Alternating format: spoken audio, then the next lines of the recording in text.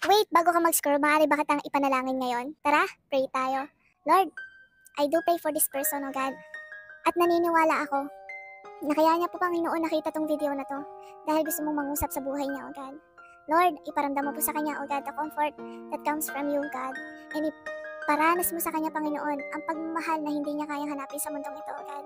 Lord, iparealize mo rin sa taong ito, O God, ang mga pagsubok at problema sa aming mga buhay, O God, ay hindi basehan upang kami po'y mawalan ng pag-asa, kundi, Panginoon, maging fuel, O God, maging gasolina namin para patuloy na magpatuloy pa sa pananampalataya sa iyo. Naniniwala ako, Panginoon, na kaya mo inalaw ang problema, hindi para kami ay sumuko, hindi para kami ay pahirapan lamang, kundi para po iparealize sa bawat isa, O God, Lord, kung ikaw po'y mawawala sa aming mga buhay, Lord, everything is meaningless, O God. Everything, Panginoon, sa buhay po namin ay walang halaga.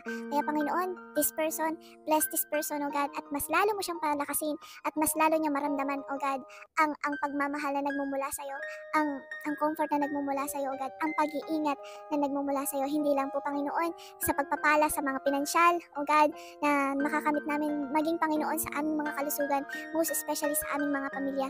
Lord, ikaw po, Panginoon, ang manguna sa aming mga buhay, O God, and Lord, maramdaman po namin, even in our family, O God, na Lord, we will stick together to have faith with you, O God, we will stick together, O God, to be more in love with you, Jesus. Salamat po, Panginoon, sa iyo po ang papurit parangal sa pangalan ni Jesus. Amen and amen. God bless you, kapatid, at salamat at dahil nakisabay ka sa panalangin ito. God bless.